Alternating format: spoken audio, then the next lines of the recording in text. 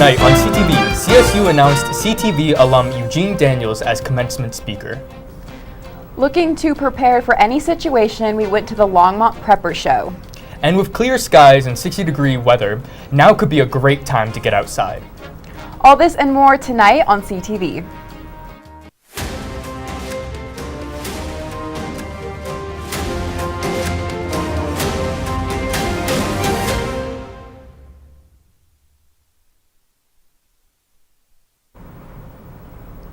Good evening, Rams. My name is Brandon Lennon. And I'm Gabrielle Hibbitts. A man is being treated for serious injuries after Fort Collins police shot him early Monday morning. According to the Larimer County Sheriff's Office, the encounter started with a traffic stop off of Prospect Road and Riverside Avenue. A woman driving the vehicle got out following the deputy's request, but the male passenger did not exit.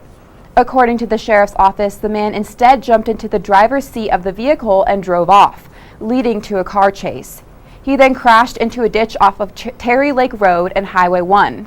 Authorities say the suspect got out of the car and approached the deputies who were on foot with a knife before jumping into their unoccupied patrol cruiser. He then began driving the vehicle around them.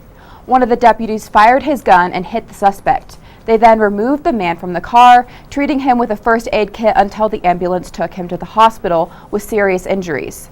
The man's current condition is unknown, and Fort Collins Police Services are now investigating the incident.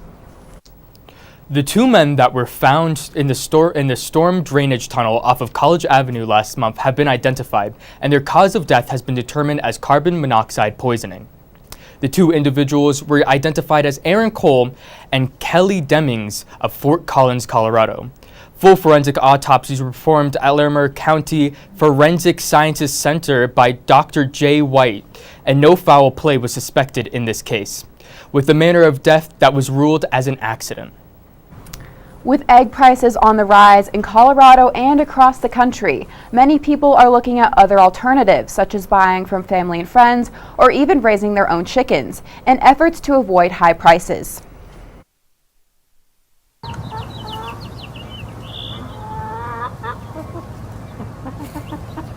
With egg prices now reaching record highs, many consumers no longer want to purchase their eggs from grocery stores, some turning towards more local options and others even getting chickens of their own. It's not affecting me personally in buying eggs or buying feed or anything because I just have all of my own eggs, but the demand from friends, coworkers has gone way up. All of a sudden I have a list of people who want eggs from me that I can't keep up with since they're only laying, 2 to 3 eggs a day right now in the spring. I give them to my boyfriend, give them to friends, but other people will pay me for them, so I've been able to adjust the prices of my eggs to kind of meet the growing need for eggs. Getting your own chickens is a great alternative, but only after receiving proper education on chicken care. I would say only do it if you can take the classes and learn what you're doing. They are fairly easy to raise. You feed them, you make sure they have water, you make sure their coop is clean. But there are little intricacies, especially if you get them as chicks. Raising chicks is difficult. They have to be temperature controlled, they have to get the appropriate feed, water.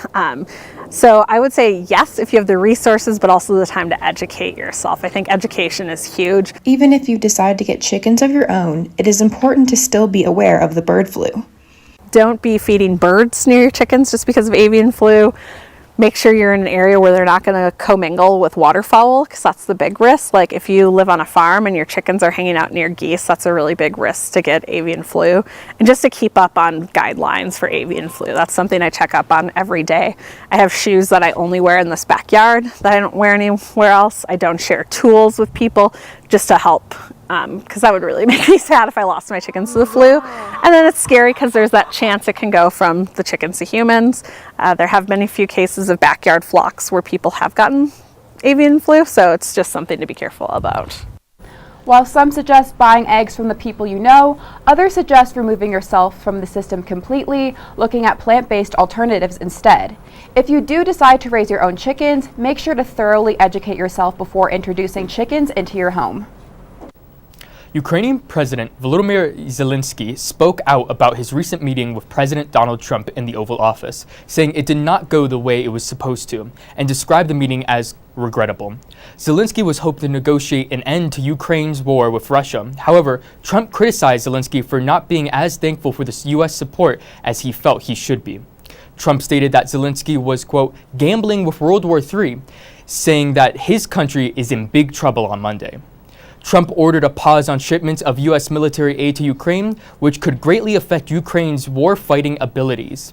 On Tuesday, during Donald Trump's address to Congress, he stated, I'm also working tirelessly to end the savage conflict in Ukraine. Millions of Ukrainians and Russians have been needlessly killed or wounded in this horrific and brutal conflict with no end in sight.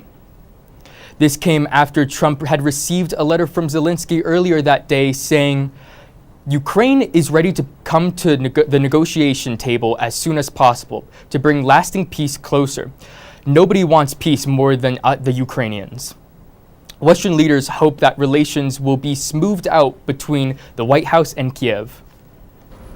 The Trump administration announced their plans to handpick the reporters who can ask the president questions as part of the White House press pool. Caroline Leavitt, the White House press secretary, stated, legacy outlets who have participated in the press pool for decades will still be allowed to join, but we will also be offering the privilege to well-deserving outlets who have never been allowed to share in this awesome responsibility. The White House Correspondents Association has resisted the moves, saying that it infringes upon free press in the United States. The group representing journalists who cover the president has long determined which reporters would participate in the daily pool, a small rotating group of journalists who relay the president's activities to the public. This pool format was used to ensure accurate recording of the president's activity and comments, distributing reports to a wider group of journalists. The announcement was made following the Trump administration banning the Associated Press from the Oval Office and Air Force One because of its refusal to change its style on the Gulf of Mexico. Now we will go live in the studio to our reporter to hear more about CSU's recent announcement. Good evening, Rams. I'm Karma Robbins. Yesterday, CSU announced Eugene Daniels as the Spring 2025 Commencement Speaker. Daniels graduated in 2012 as a CSU and CTV alum. He shared his excitement saying, Colorado State University is the place that I found myself, my voice, and more importantly, my career. After Daniels' college career, graduating with a degree in journalism and technical communications, he became a senior White House correspondent for Politico. On March 3rd, Daniels was named MSNBC Senior Washington Correspondent. I had Eugene as a student in my advanced production class back in 2011. Anyway, the bottom line was I'd heard about Eugene because he had a big presence on campus, not only in student media, but he was just the kind of individual who attracted a lot of attention. He was very charismatic. Daniels had an incredible work ethic throughout the years, which led him to success. Well, I think what stood out the most about Eugene was the fact that he was just so passionate. One of the things I think that has made Eugene successful is he's not only a good journalist, but he has that ability to communicate with people. Steve believes Daniels' story will inspire many at the commencement ceremony. I think Eugene will be a very good commencement speaker because, number one, he's a very good speaker naturally, and I think he also has an inspirational story to tell. But he's also a personal story that I think students will understand and appreciate. He hasn't had it easy on his way up the ladder, but he's done very well. He stuck to it about what he wanted to do, and he had a clear vision of what he wanted to do. He really had set his sights very high. He's obviously achieved those today, but honestly, that's not that unusual for our students. We pride ourselves on that. We've had a lot of success. What I really like about this department is we have a really good relationship with our alumni, where it continues this day, and he's an example of that. He was also a defensive lineman on the Rams football team as a CSU student, and he had a late-night talk show called Daniels After Dark. He is grateful that President Parsons asked him to serve as the commencement speaker. As he stated, the professors, students, and advisors I met in my years there changed my life in more ways than I can count. I am so honored that President Parsons asked me to serve as commencement speaker. Daniels will speak at CSU's university-wide commencement ceremony May 16th beginning at 4:30 in the afternoon in Canvas Stadium. CSU hopes that he will inspire over 5,000 students and that he will be that will be graduating this spring. Now, we'll head to JJ McKinney, our investigative reporter of the night. Even Rams. As the Trump administration solidifies their policies in the Oval Office, millions across the country are wondering just how they will be affected. A major group that has seen mass amounts of attention by Trump has been undocumented people living in the United States. Immigration enforcement efforts have risen across the country as the U.S. Immigration and Customs Enforcement, also known as ICE, starts raids on the communities across the country. Thousands of people have been taken from their homes and detained by ICE, accused of being in the U.S. illegally. In Colorado alone, multiple raids have been conducted across the state, notably in Aurora, where several apartments, including the ones rumored by President Trump to house the Venezuelan gang Tren de Aragua, were raided. Here are just a few locations that ICE agents raided in the Denver metropolitan area alone. Multiple apartment complexes and homes saw ICE agents enter their homes, where families watched as their undocumented relatives and community members were taken away.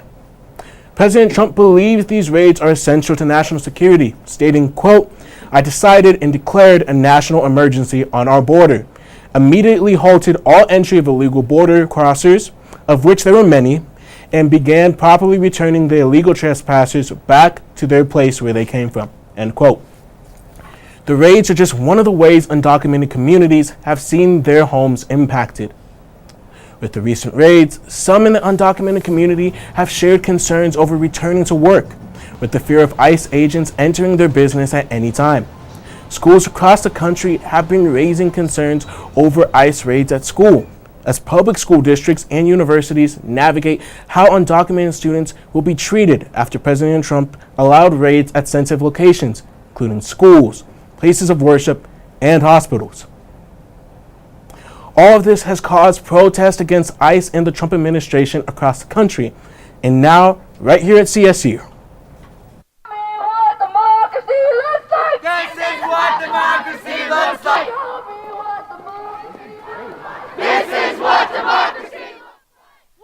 Jocelyn Rivera and Manuel Avalos have seen the struggles of the undocumented community in Colorado and have had enough. Speak up for the undocumented community, especially those who have stayed quiet for too long, especially due to the fear. I'm here to organize and speak up on behalf of those that can't speak up for themselves. As raids by Immigration and Customs Enforcement, also known as ICE, happen all over the state, concerns about the safety of students have risen. I had a few students come up to me and speak about that fear and say like, hey, we didn't even want to show up today because of that fear. Our parents have always warned us to stay away. It's been a very scary time, especially from the community that I come from. There was a nice raid just across the street from where I live. It's really hard to be a student during these times. I mean, how can I focus on my schoolwork when I'm up here in Fort Collins, but my family is elsewhere? These fears, along with the desire to defend undocumented people, led Rivera and Avalos and many students like them to take to CSU's campus and protest for immigrant rights. The protests were led by the Young Democratic Socialist of America. Their main demand? The CSU designates itself as a sanctuary school, banning ICE from enforcing policies on campus. We've been trying to let President Parsons know that this is a serious issue for students, and today's showing out really just does show that. She needs to clarify which spaces are private, where people can be safe from ICE, and also, make sure that other institutions within CSU are following suit. YDSA and the protesters marched throughout campus and all the way to the admin building, where community members voiced their frustrations. Stop deportation and family separation. Schools for education, not for deportation. YDSA then walked into the admin building and handed their list of demands to CSU President Amy Parsons' team, with hope for protection and acknowledgement of their undocumented communities. Education is power, and even though our rights might be stripped away, they can never take away the knowledge that we have learned. Fear is in the community, but that they're not going to stay silent and that they are here to stay. Sí se puede! Sí se puede! Sí se puede! We have reached out to CSU's administration about the YDSA's demands and are currently awaiting a response, where students took to the streets to protest to demand that CSU's Of course, we will provide more updates and information about the state of undocumented students on campus as the Trump administration rolls out more policies. But for now, we are going on a quick break. But make sure you stay tuned to hear about the Prepper Show in Longmont. I want to get like a wig off of Shein, bro.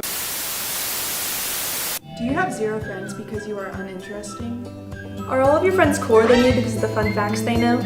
Have you or a loved one suffered from someone telling you how underground their interests are? Fear not.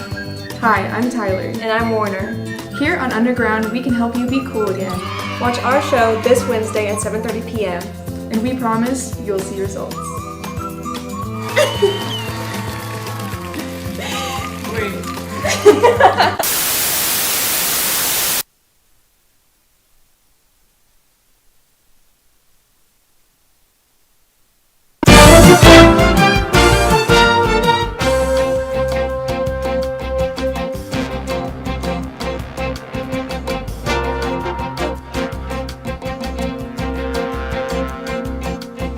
Welcome back from the break.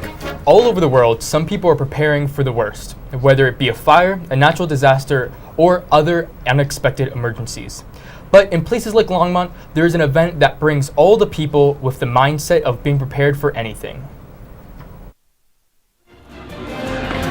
Hello, I'm Brendan Lennon. I'm here at the Boulder County Fairgrounds, and today we're going to be taking a look into the Prepper Show. Now, what exactly is prepping? So, natural disasters happen all the time, and you never know what you're going to need in those kind of situations. And this show is to either talk about what you could need, and also talk about and also sell the products that you might need for that kind of situation. We have body armor, we have gas masks from reputable companies, we have first aid.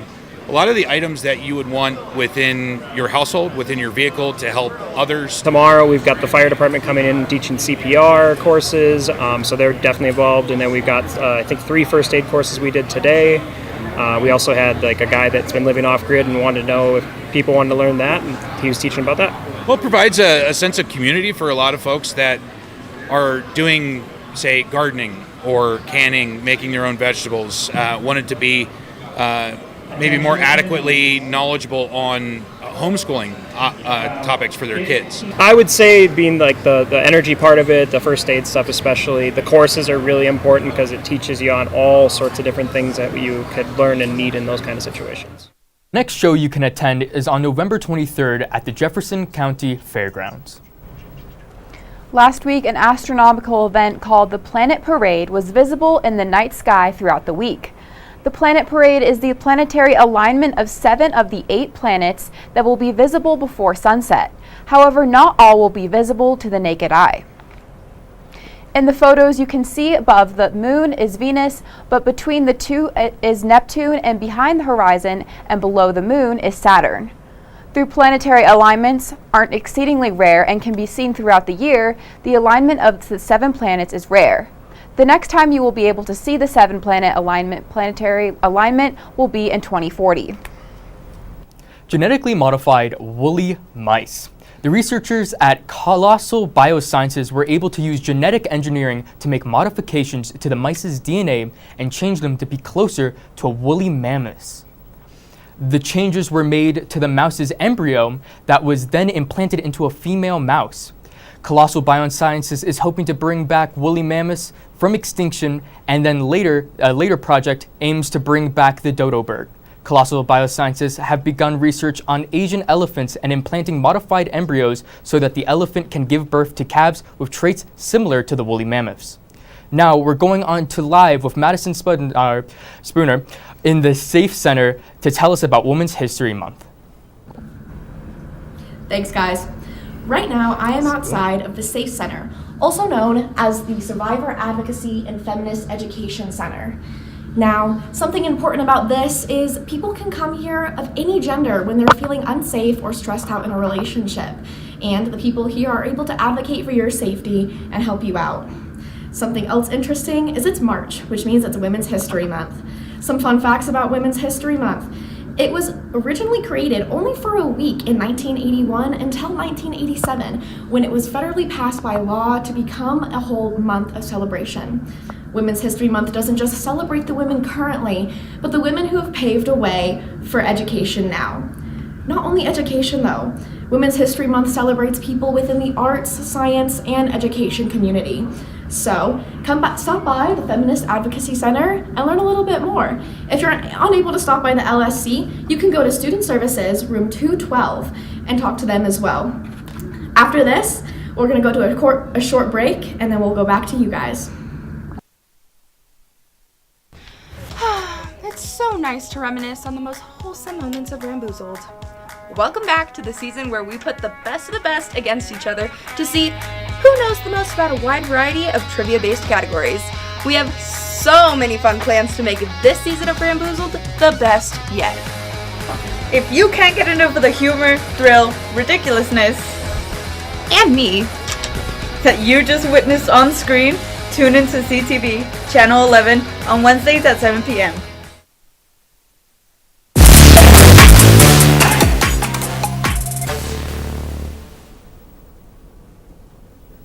Hi Rams, I'm Payton Barill here to deliver this week's Green and Gold Rush. On Tuesday night at Moby Arena, it was senior night for the men's basketball team. Getting ready to wrap up the regular season with an 83-56 win against San Jose State and honoring CSU seniors involved in the program. This included cheer squad members, team managers, and of course, players. Senior Neat Clifford led the team in scoring 15 points with 6 assists. Fellow senior Jalen Lake put up 12 points, going 5 for 10 from the field. Lake's the only senior who has played for CSU for his entire collegiate career, a real Ram veteran. In Lake's first year on the team, he had a career high of 11 points, which is now just less than his average points per game. Senior Bowen Bourne was also celebrated, draining 1 3-pointer and a layup before a case of deja vu forced him off the court, facing yet another eye injury. But that's not all that went on at the game. It was also $1 beer night, which meant cheap drinks for all. Students and alumni filled the stands sipping on Old Aggie ales and New Belgium brews. Even with the long lines for concessions, spirits were high.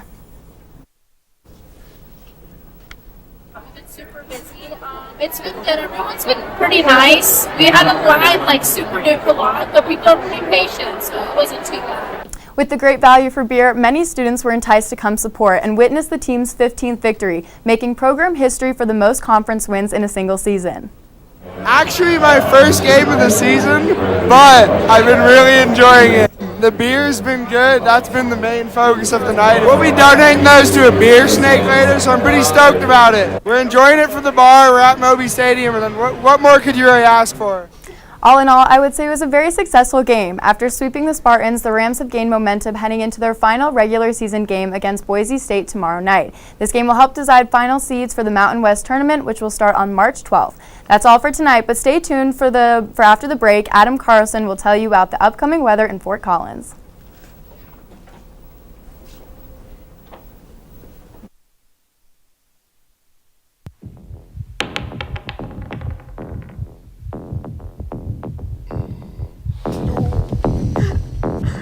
After 2 years? You gotta be kidding me! Okay, no. Robbie! Seriously, do you have anything you can use against the dragon? I can do fireball, that'll do a lot of damage. Yeah, to all of us! Well, we're in a 4-foot group! I'm sorry, what else do you want me to do? Okay. Hold on. All right. Wizard, what do you do?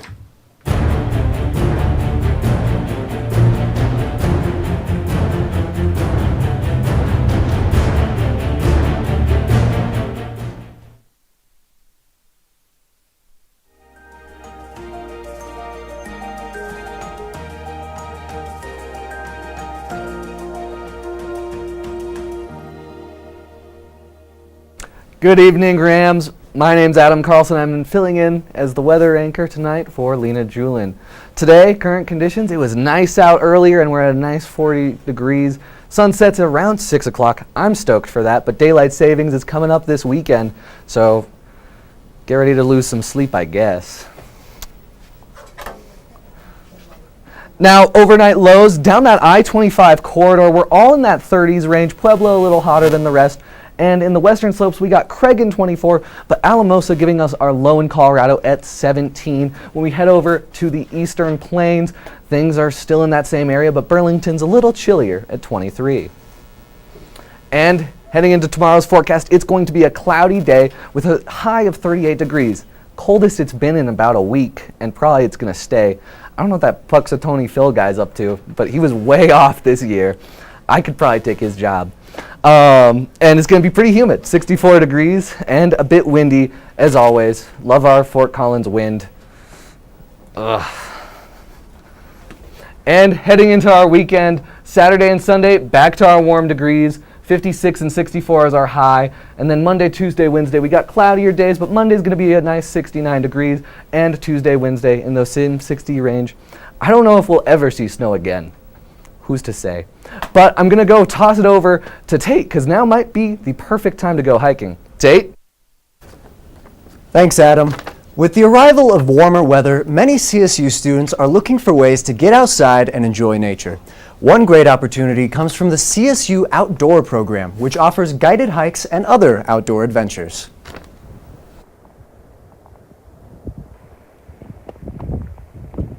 As the seasons change, CSU's outdoor program is gearing up for a variety of warm weather adventures. From guided weekend hikes to equipment rentals, the program makes outdoor recreation more accessible for students. What outdoor programs provides really is just opportunities for students to get outside and do that in a way that, you know, is really accessible, in a way that, you know, reduces barriers. So, you know, we provide transportation and the equipment, and,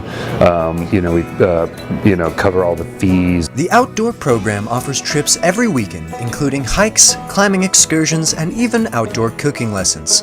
Registration is easy and accessible through the campus recreation website. Yeah, we're providing trips, each and every weekend for students, and as well as, classes every week that happen here at the rec center that are free, on a different outdoor topic each week. Beyond guided trips, students can also rent gear for their own adventures. They gain access to tents, sleeping bags, trekking poles, and even snowshoes for late season hikes. Go to our registration link for where they would register for all kinds of things, including, fitness programs, intramural sports, outdoor programs, and there they'll see our entire schedule for the semester and things that they can sign up for, including free classes. But we also allow folks to just drop into the free classes too. You can register or drop in. With these resources at their fingertips, CSU students have plenty of opportunities to explore the great outdoors. Whether they're beginners or experienced hikers, the outdoor program ensures a safe and fun experience for everyone. Whether you're a seasoned hiker or just looking to try something new, CSU's outdoor program offers resources to help students explore responsibly. Additionally, the Outdoors program will be hosting an outdoor gear swap tomorrow at the CSU Rec Center between 5 and 7 p.m. At this event, attendees will be able to buy, sell, and trade outdoor equipment to others. So, what about you, Adam? Do you find yourself in the great outdoors all that often? Oh yeah. The past few weeks, I've been staring at Long's Peak, dude. It's been like staring me down. I did it last September. I just can't get enough of it. It's real beautiful, I gotta say. Do you hike a lot? I have gotten into the hobby with renewed vigor. Just last week, you may have seen the footage, I went up to the Horsetooth Falls. Although, admittedly, I may have gone a bit early because it was a bit more of a horsetooth trickle. Didn't get much good shots of the waterfall. But last time I went to Horsetooth Falls, I actually took people on the wrong trail for a little bit. But that was for CTV as well, Bet you got a great view, though. Oh yeah. Those deer, they stalk you. They stare. I don't feel comfortable sometimes. They're watching. Yeah. Always. They're always watching. Well, that is going to bring us to the end of our broadcast for the night. Yep, and we'll be back next Thursday to bring you all your Fort Collins news. We'll see you next time.